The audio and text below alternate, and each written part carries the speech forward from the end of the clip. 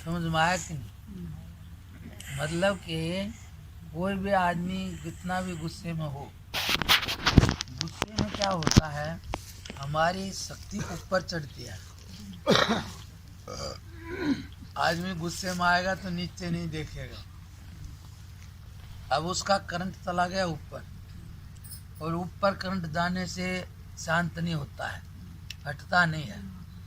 तो वो नीचे आ जाए, पानी में भी करंट आ जाता है, और तो सब जगह आ जाता है, लेकिन एक धरती ऐसी है जिसमें करंट नहीं आता। समझ में आया? इसका मतलब क्या? अब धरती में ये विशेषता है क्षमा, वो सब को क्षमा करती है। कितना भी खोदो, पीटो, गंदगी कुछ करो, कुछ नहीं कहती है। सब इसी पर होता है, लेकिन ये कभी कुछ नहीं बोलती। बाकी और कुछ तो ज़्यादा बोलोगे, पानी भी उल्टे छींटे मार देगा, लेकिन ये कुछ नहीं कहती। और अब आदमी को गुस्सा है तो उसको नीचे गुस्सा नीचे आ जाए करंट, तो गुस्सा हट जाए। नीचे कैसे आए करंट? बोलो।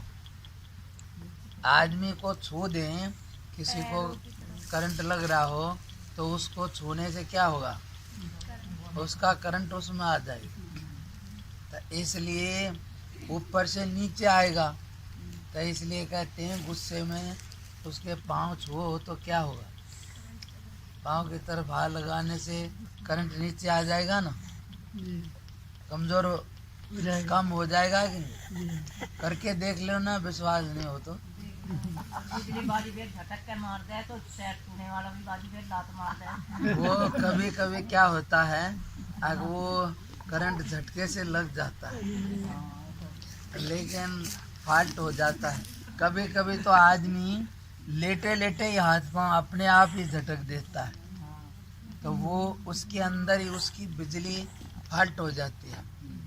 हमारे शरीर में बिजली बनती है, और ठीक ठाक रहे तो गड़बड़ नहीं है, लेकिन कहीं भी टकरा जाए तो गड़बड़ हो जाए। दुनिया का पहला तलाक कैसे हुआ पता है? आजकल तो बहुत तलाक हो रहे हैं। आजकल तो कोर्ट वाले बताते हैं सबसे ज़्यादा केस तलाक के हैं। दिल्ली में पहले एक ही दो वो होता था, क्या बोलते हैं, कचहरी कोर्ट। अब कह रहे हैं 8-9 हो रहे हैं, और बोले 60-70 कुल केस थे तलाक के। आज सबसे ज़्यादा तलाक के केस है। सारे कोर्ट तलाक से भरी।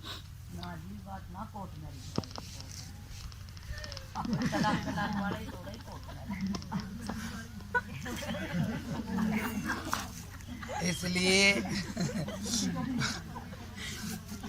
बात यहाँ पर मुकदमे की है। तो आज केस सबसे ज्यादा कोर्टों में इसके हैं। आगे समझने की जो बात है, मैं क्या बता रहा हूँ, अब पहले इतने नहीं थे, पर पहला तलाक कैसे होया होगा, ये बात है समझिए। कैसे होया बता किसी को? पहला तलाक कैसे शुरू हुआ दुनिया में? कई आदमी ऐसे हैं, अभी भी कोई बताते होगा, वो बिजली को ऐसे पकड़ लेता है, और एक कभी क्या होता है, किसी के शरीर में अपना ही करंट आ जाता है, समझे ना? तो वो उसको कोई छुए तो उसको करंट लगेगा दूसरे को।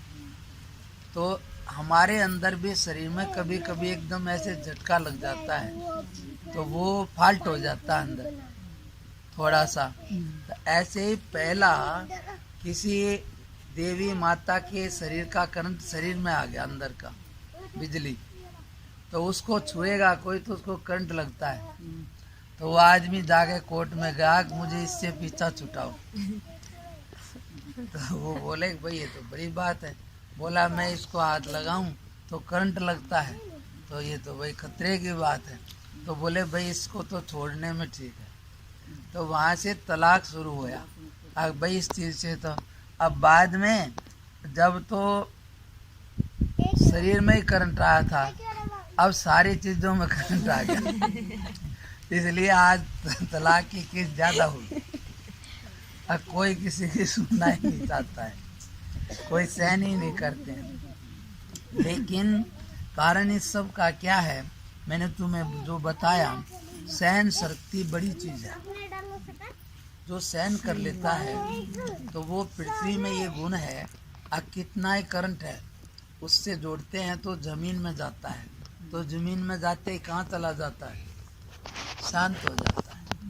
जमीन में जाने से शांत हो जाता है और बाकी कहीं भी लग जाता है, असर करता है। इसलिए ये बात है कि पृथ्वी में सबसे बड़ा गुण कौन सा है, पता लगा? सहन शक्ति। क्षमा का है और सहन करने का है। अर्थात कैसा भी हो वो सब सहन करता है, कर लेती है, और सहन शक्ति, और उसको पलट के कुछ भी जवाब नहीं देती और सबको शांत कर देती, कितना कुछ भी। तो इसलिए हमारे अंदर शरीर में आधा हिस्सा पृथ्वी है और आधा हिस्सा क्या है? आकाश। शरीर किससे बना है आपको मालूम है? आजकल तो सब पढ़े लिखे होशियार हैं, बाबाजियों को समझा देते हैं।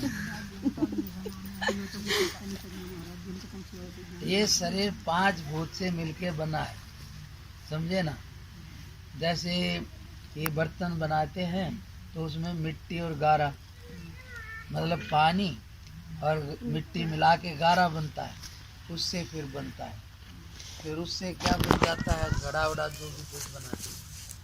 लेकिन खाली मिट्टी से बन गया तो उसको घड़ा कहेंगे? हाँ? और क्या कहेंगे भाई? घड़ा ही तो कहेंगे उसको। भाई मिट्टी से घड़ा बना दिया, तैयार करके रख दिया, तो उसको घड़ा कहेंगे कब मिट्टी कहेंगे? घड़ा। लेकिन अभी बना है, अभी पूरा नहीं है घड़ा। अभी उसमें पानी डाल दें तो फिर से मिट्टी गल जाएगा। तो पूरा घड़ा कब बनता है? हैं? अग्नि के अंदर से गुजर के ना टूटे ना ज्यादा हो, पास हो जाए, जब जाकर के उसको घड़ा कहेंगे।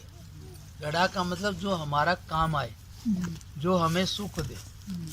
तो जीवन में पहले मैंने क्या बोला, 5 चीज से शरीर बना। किस किस से बना? पृथ्वी 1, जल 2, और इसके अंदर अग्नि भी है, गर्मी नहीं रहे तो आदमी ठंडा हो जाए। 3, और वायु हवा, श्वास के बिना नहीं चले। और 5वां, हाँ 5वां बताओ। जिसमें आप बैठे हो ना, ये आकाश है। आकाश नहीं होगा तो कोई भी चीज कहाँ पर आई, उसके लिए जगह चाहिए। तो ये 5 चीज होगी। इन 5 चीज को हटा दें तो शरीर नाम की चीज नहीं रहेगी, समझे ना? कपड़ा क्या चीज है? ये क्या है? कपड़ा कहते हैं। इसका मूल क्या है? धागा। बहुत से धागे रखे तो रहेगा ना, इसलिए इसके ये रेशम का नहीं है, ये कपास है। इसका मूल है कपास। इसमें से कपास हटा दें तो कपड़ा नाम की चीज रहेगी? ऐसे ही 5 चीज हटा दी जाएं तो शरीर नाम की चीज नहीं रहेगी, समझे ना? लेकिन इसके परे जो सूक्ष्म चीजें हैं वे रहेंगी। तो 5 चीजों से मिलके मोटा शरीर बना है, स्थूल जो दिखता है। इसके आगे और भी है, वो सूक्ष्म है, वो दिखता नहीं। जैसे मन है, विचार है, ये दिखाई नहीं देते, पर सबको समझ में आता है ना, भाई हमारा ऐसा है, ऐसा ऐसा ऐसा। तो ये 5 चीज से बना शरीर।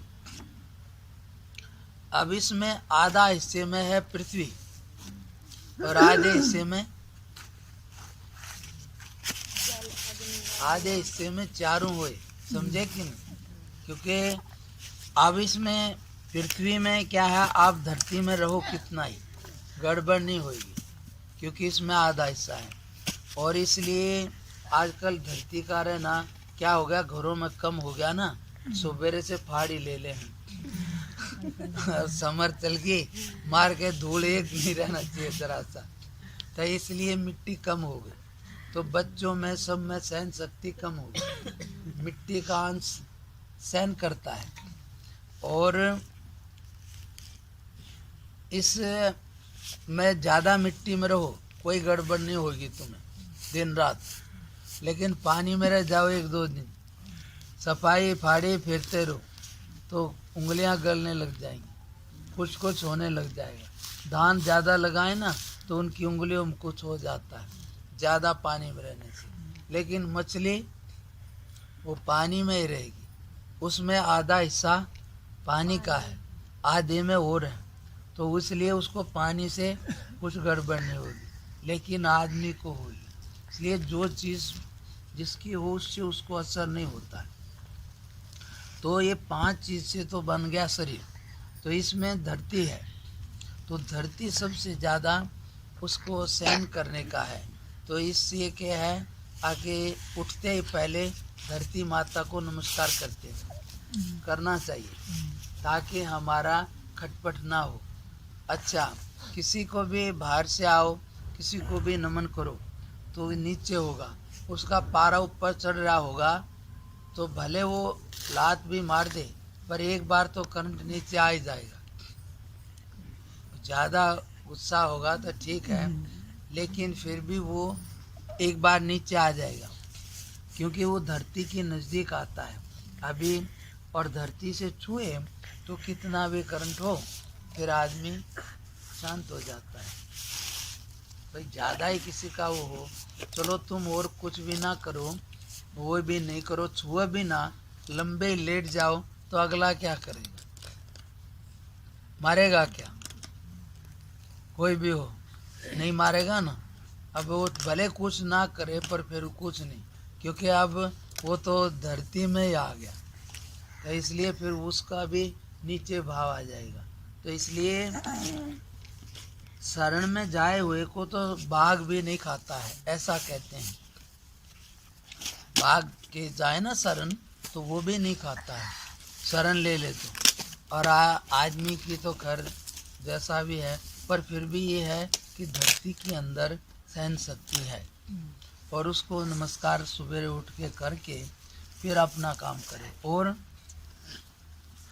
किसी का ज़्यादा खटपट होती है तो उसका उपाय ये है, उठते ही बिस्तर पर बैठ के कि हे परमात्मा आप सब में हो तो मेरे में भी हो, सब जगह हो, इस जगह भी हो, तो तू ही मेरा सच्चा स्वरूप है। मैं आपको श्रद्धा भक्ति से नमस्कार करती हूँ और मेरे से कुछ गलती हुई उसकी माफ़ी मांगती हूँ। हे भगवान, मेरे मन से, वाणी से और व्यवहार से किसी को दुख ना हो, ऐसी मुझे शक्ति दो। ऐसे उठते ही बिस्तर पर भाव से 5 बार बोलो तो दिन बढ़िया से गुजर जाएगा, लेकिन श्रद्धा भाव से। उसके बावजूद ये नहीं आके एक बार बोल दिया तो अब कुछ भी करते नहीं, फिर भी रहना है उससे, कार्य संभल के करना है। क्योंकि सब जगह आप बोल दिया तो ये नहीं गड्ढे के अंदर घुस जाओ, वहाँ देख के तो चलना ही पड़ेगा। लेकिन भगवान की कृपा से एक ठीक समझ मिलती है कि आगे ऐसा है तो भाई ऐसे कर लो, पहले से वो संभलवा देगा, एक ऐसी समझ दे देगा आगे इधर इस तरह से चलो, आगे खतरा है, दिख जाता है कि भाई खतरा है तो पहले ही सावधान होके निकलो। तो ये भगवान की कृपा से होगा। और भी प्रार्थना है, अपनी गलती की माफ़ी मांग के भगवान का स्मरण करो, फिर भगवान की शरण लेकर के चलो, होश से जागरूक हो करके, तो जल्दी से गड़बड़ नहीं आएगी। क्योंकि भगवान की कृपा क्या है, दुनिया तो सोचती है गाड़ी बढ़िया चीज़ें सब मिल गया, ये कृपा, ये भगवान की कृपा नहीं है। भगवान ने कहा जिस पर मैं कृपा करता हूँ उसको क्या देता हूँ, वो दूसरा बिछा लो उधर से कम पड़े, हाँ नहीं तो इधर ही बैठ जाओ। तो उसमें क्या होता है, तुम आगे हो जाओ, हाँ आगे आ जाओ आगे। हाँ और आगे हो जाओ। हाँ और आगे हो जाओ। हाँ बच्चों आगे हो जाओ। हाँ और तुम भी, यह जगह बहुत है अभी। तो इसमें क्या होता है, क्या बोला मैं? भगवान जिससे खुश होते हैं उसे क्या देते हैं? भगवान जिससे खुश होता है उसे क्या देते हैं? हाँ क्या देते हैं बताओ? दुख दुख हैं? जिससे याद करता है। भगवान जिस पर कृपा करते हैं तो वो कहते हैं अर्जुन मैं जिस पर कृपा करता हूँ तो उसको बुद्धि योग देता हूँ। बुद्धि योग का मतलब क्या है कि संसार में दो बुद्धि है, एक असत बुद्धि है, एक सत बुद्धि है। असत बुद्धि कौन सी है? तुम सब तो पढ़े लिखे हो। हाँ चलो तुम हमारी क्लास के, ये तो बड़े बड़े। देखो असत क्या है, थोड़े में समझने का है। जो बराबर नहीं रहता है, कभी हो और कभी नहीं हो, उसको सत्य नहीं कहते। सत्य की परिभाषा है सतत ब्रह्म, एक क्षण भी जिसका अभाव ना हो उसको सत्य कहते हैं। शास्त्र का सत्य है। बाकी व्यवहार के लिए एक सत्य है, ठीक है। कोई कहेगा ये चीज़ हमारा अधिकार है, ये है। वास्तव में तो शरीर भी नहीं है पर एक व्यवहार है। पर सत्य किसको कहते हैं? जिसका कभी अभाव ना हो। तो इसलिए कहते हैं। अब ऐसी कौन सी वस्तु है जिसका कभी अभाव नहीं होता? सोचो, अपने जीवन में देखो, ये शरीर है, सपने में देखते हैं तो ये शरीर रहता है? नहीं रहता ना, उसका अभाव हो गया। गाढ़ निंद्रा में उसका भी नहीं रहा। और भी कुछ कुछ होएगा, सब बदल जाता है। लेकिन तुम देखो, जब से तुम सबको समझ है, कोई भी चीज़ बराबर एक जैसी है? बोलो। तो इसलिए सारा जितना भी असत है, जो भी जितना दिखाई देता है ना, ये सारा असत है। अब इसको असत क्यों कहते हैं? आकि एक बराबर नहीं है और एक समय नहीं रहेगा। आज जो चीज़ जैसी दिखती है 10-20 साल के बाद उसका कुछ पता भी नहीं लगता है। लेकिन सत्य क्या है? जो बराबर रहे। तो बराबर क्या रहता है? तो उसमें समझने का है कि बराबर जो रहता है वो क्या है। तो वो है तुम बराबर हो और कोई भी बराबर नहीं है। सब बदल रहा है। तुम्हें लगता है कि हम बदल गए? बोलो, किसी को लगता है कि मैं बदल गया? नहीं लगता ना। सबको वही है। सोते हैं तो उठते हैं दूसरे हो जाते हैं क्या? वही रहते हैं। बासी तो नहीं होते ना, चीज़ें तो बासी हो जाती हैं, कितना भी बढ़िया कुछ भी हो। लेकिन और फिर कोई इस चीज़ को दिखा नहीं सकता है कि हम ये हैं, बता नहीं सकते हैं, लेकिन समझते सभी हैं। आक हूँ, सहज हूँ, किसी से कोई पूछने नहीं जाता मैं हूँ कि नहीं। सब अपने आप को अपने आप समझते हैं। इसलिए इसको बोलते हैं स्वयं प्रकाश, कि तुम स्वयं प्रकाश हो। बाकी मन को, बुद्धि को, शरीर को, दुख को, सुख को, इन सब को तुम जानते हो।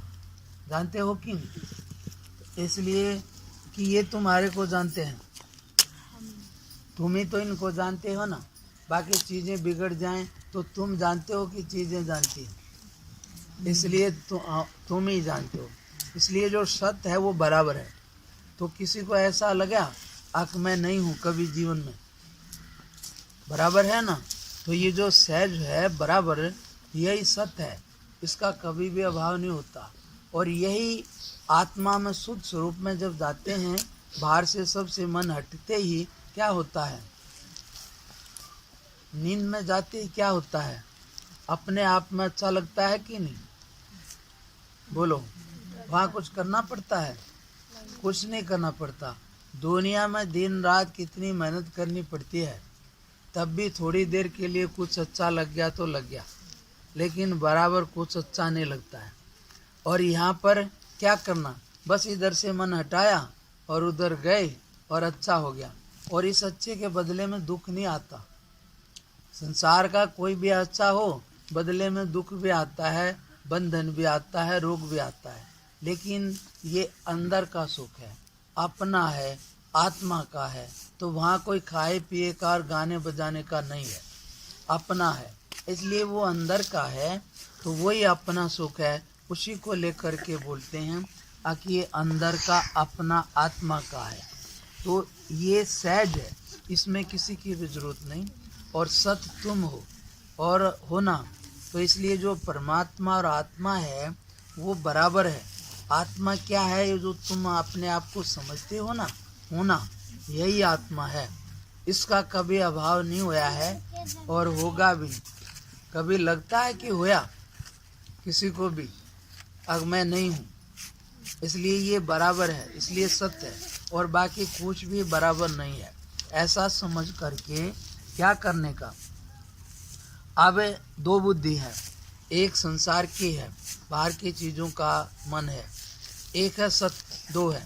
तो भगवान जिस पर कृपा करते हैं उसको बुद्धि योग देते हैं। बुद्धि योग से क्या होता है कि क्या ठीक है, क्या गलत है, कौन सी वस्तु कैसी है, ये समझ आ जाए, इसका नाम है बुद्धि योग। अर्थात ऊपर से चीज़ें अच्छी लगती हैं लेकिन परिणाम में दुखदायी हैं, ये समझ लिया तो इसको बोलेंगे ठीक समझ है। और ऊपर से बढ़िया लगती हैं, परिणाम में खराब है, ये नहीं समझ के जो खराब है उसको बढ़िया मान लिया और बढ़िया को खराब, तो इसको क्या कहेंगे? कम समझ कहेंगे। तो दो चीज़ है, बाहर है एक, उसमें दूसरे से थोड़ा सुख मिलेगा लेकिन कोई भी बराबर रहने वाला नहीं है। एक है अंतर का, आत्मा है, तुम्हारा अपना है, वो बराबर रहने वाला है और कोई भी बराबर रहने वाला नहीं है। उसमें किसी की भी पराधीनता नहीं करनी पड़ती, किसी की भी गुलामी नहीं करनी पड़ती, और इसमें बहुत कुछ करना पड़ता है। इसलिए संसार की चीज़ों के लिए सारी जिंदगी क्या कितने जन्म हो गए मरते मारते, लेकिन आज तक किसी को संतुष्टि मिले, शांति मिले। तो इससे ये समझ में आने की बात है कि इसमें लगेगा कि ऐसा होके हो जाएगा, ऐसा होके हो जाएगा, लेकिन होगा कुछ नहीं। आखिर एक दिन निराशा और आदमी की, जयराम जी की, इतना ही होता है। लेकिन फिर भी ये भगवान की माया को या कुछ भी को ऐसी है कि इससे निकलना बड़ा मुश्किल है।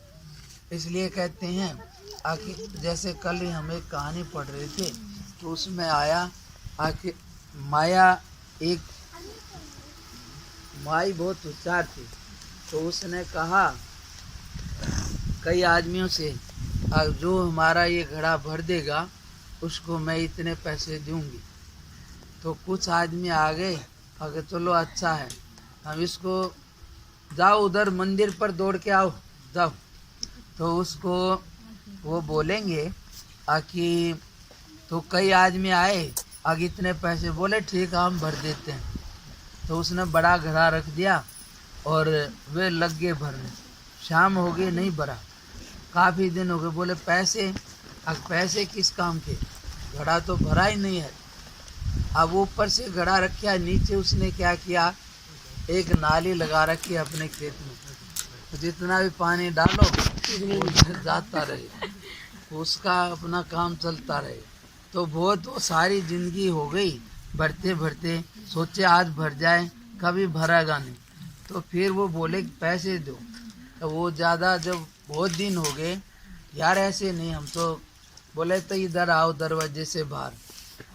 उसने खिड़की से झाँका तो बोला इधर देखो, इधर से आओ। तो उसने ऐसे मुंह निकाला खिड़की में, तो उसको डंडा दिया, तो उनके दांत टूट गए। तो वो दांत टूट गए तो बेचारे वो हो गए। तो ये तो कहानी है, लेकिन समझ क्या है, सच्चाई जन्म जन्म से सभी लग रहे हैं सुख के लिए, आगे ये होके सुख हो जाएगा, ये होके हो जाएगा, ये होके हो जाएगा। लेकिन वो डंडे का मतलब क्या आया, ये संसार की माया ऐसी है, आगे दांत टूट जाते हैं, दिखना बंद हो जाता है, यही डंडा है माया का। आके सारी जिंदगी उसके लिए लगाता है। आगे घड़ा भर जाएगा, आज भर जाएगा, कल भर जाएगा, लेकिन वो दिन रात लगे रहते हैं, पर एक दिन खबर उसी की छुट्टी हो जाती है। ये सभी के साथ है, इसमें ये नहीं सोचना आकि मैं कोई औरों की बात करता हूँ, सभी का। और एक जन्म से नहीं, अनंत जन्मों से है। कितनी बार इसके लिए मरे मारे, लेकिन आज तक किसी को शांति नहीं मिली। तो इसलिए क्या है, असत के पीछे गए तो ये सारा असत है, इसके पीछे भागना। लेकिन सत्य है तुम्हारा आत्मा, परमात्मा, भगवान, उसका नाम, उसके पीछे जाओ, थोड़ा भी चलो।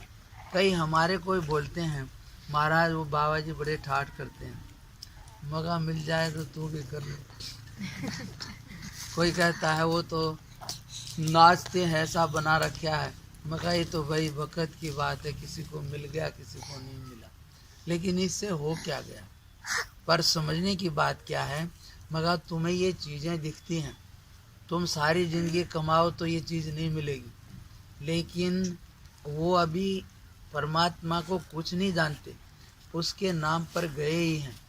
ये सारी चीज़ें फ्री में मिल रही है, समझे कि नहीं।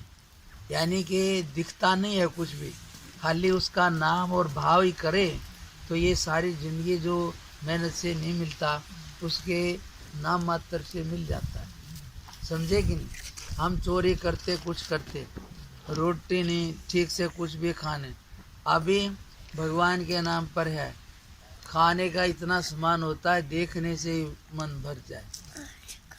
और नहीं तो कौन किसको पूछता है, कोई अपने घर वाले को बना के नहीं दे, खुश हो के 10 नखरे करेंगे, यही काम है हमें और भी करना है। लेकिन ये भगवान की महिमा है, अगर उसके रास्ते जलने मात्र से दुनिया की सब चीज़ें फ्री में आ जाती हैं, कुछ मेहनत नहीं करनी। और इनके लिए कितने भी जन्म लगाए लेकिन नहीं मिला। एक साधु था, उसको चांदी का वो रखता था थूकने का, तो किसी ने कहा इस चांदी के इसमें थूकते हो बूढ़ा, बोला रहा इसने बहुत परेशान करा हूँ मैं।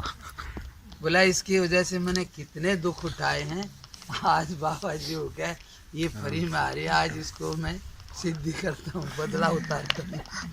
अब मेरे को इसने कितना परेशान किया, आज इसमें मैं थूकने के लिए रखा है इसको। तो कहने का है कि संसार में लगेगा कैसा होके होगा, लेकिन कहीं कुछ होने का नहीं है। भगवान सच्चा बंधु है, बिना स्वार्थ के भला करने वाला, प्रेम करने वाला, और दुनिया में कोई नहीं है।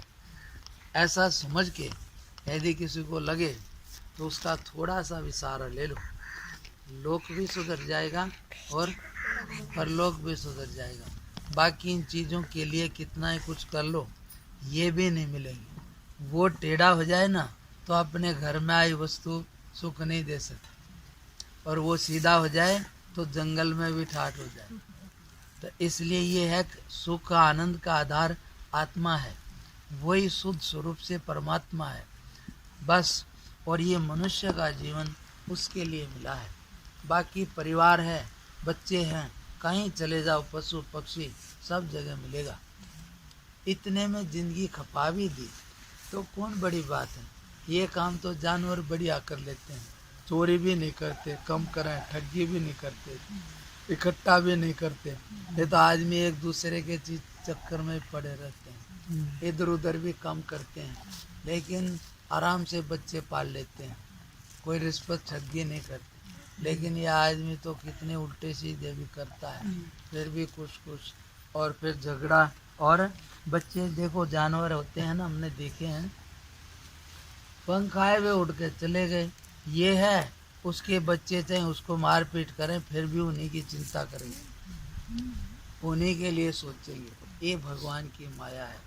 इसलिए समझने की बात है कि ये कैसे भी इधर आ गए, भगवान ने इंसान जिसको बना दिया ना, तो उसकी तरफ से मुक्ति का हक है, चाहे कैसा ही पापी दुराचारी हो। लेकिन संसार की सब चीज़ें सबको नहीं मिल सकती, वे तो पुराने पुण्य से मिलती हैं, भाग से। एक कुत्ता है, गाड़ी में घूमेगा, बढ़िया नाला धुलाना रहेगा, लेकिन उसका पुण्य है, पर वो कल्याण नहीं कर सकता। एक आदमी गरीब है, दुखी है, भिखमंगा भिखारी, वो कल्याण कर सकता है, क्योंकि उसको मनुष्य जीवन मिला। मनुष्य जीवन में कोई कितना ही पापी दुराचारी हो, लेकिन मनुष्य हो गया तो परमात्मा की तरफ से उसको मुक्ति का हक मिल गया है, कि वो इसके लिए आत्म कल्याण, परमात्मा की प्राप्ति सबके लिए है। सब कोई बादशाह और राजा नहीं हो सकता, वो तो जिसका पुण्य होगा वही होगा। इसलिए संसार की चीज़ें पहले के पुण्य से मिलती हैं, और भलाई का रास्ता अभी हाल की मेहनत से मिलेगा। तो कोई भी जिसको जो भी चाहिए, बुराई के बिना जीवन जियो, समय पाकर तुम जो चाहोगे हो जाएगा। सबसे बड़ा भजन का मतलब हल्ला करना नहीं होता है। सत्कर्म करो, बिना बुराई के जीवन जियो, किसी को तकलीफ नहीं करो, और जिससे किसी को खुशी हो, सुख हो, ऐसे कर्म करो। इसका नाम है भजन। प्रार्थना करो, अभी मैंने बोला, कि हमारे मन, वाणी और व्यवहार से किसी को दुख ना हो। ये भजन की शुरुआत है। भजन हल्ले का नाम नहीं है। भजन की शुरुआत है कि हमारे से किसी को दुख ना हो। भजन किसको कहते हैं? वो शेर नहीं है इधर, तो इसलिए उसको कहते हैं कि हमारी शुरुआत किससे होगी, अर्थात इसको कहते हैं कि सेवा। भजन का मतलब क्या है? सेवा। और सेवा किसको कहेंगे? जिस चीज़ की अपने को जरूरत हो, उसका नाम सेवा है। भूख ज़्यादा खाए को भोजन दें बढ़िया, तो वो सेवा है कि उल्टा है?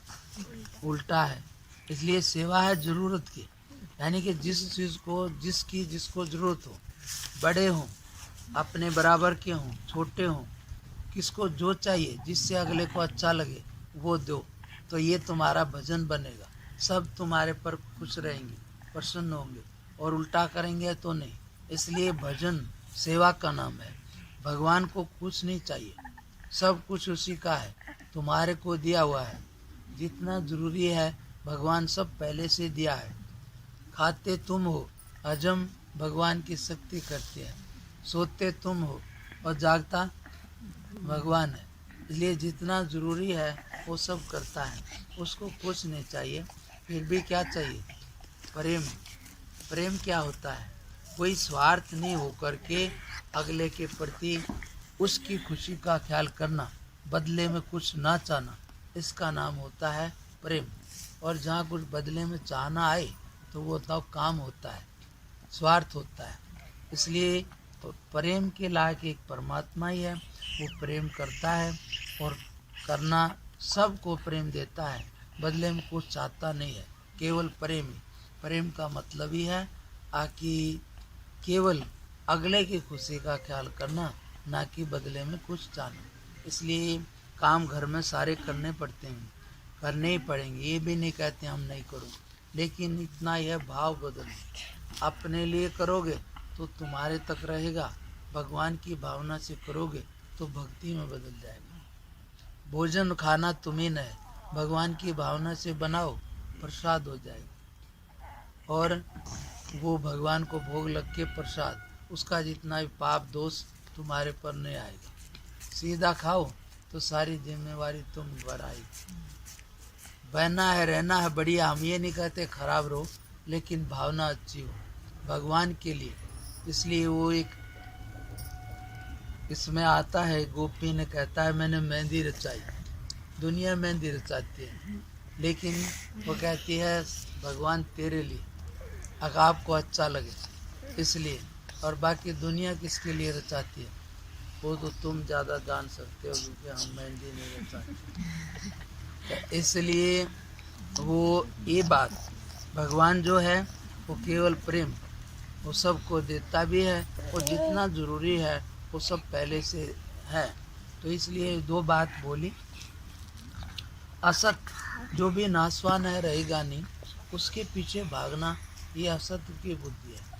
और जो हमेशा साथ दे वो तुम्हारा आत्मा भगवान है, उसके प्रति भाव आ जाए, अब बस उसको ऊपर रखना, रहना यही है, पर उसको ऊपर रखना, महत्व उसको देना, तो तुम उसको प्राप्त हो जाओगे कहीं भी रहो। समझे। और कोई बात हो गया, खाना वाना बनाने में टाइम लगता है ना, 2-3 घंटे लगे होंगे, जल्दी उठना तो नहीं पड़ा और दिन की अपेक्षा। हाँ, जब कोई वैसे तो 11-12 बजे भगवान को लगाते हैं, ज़्यादा जल्दी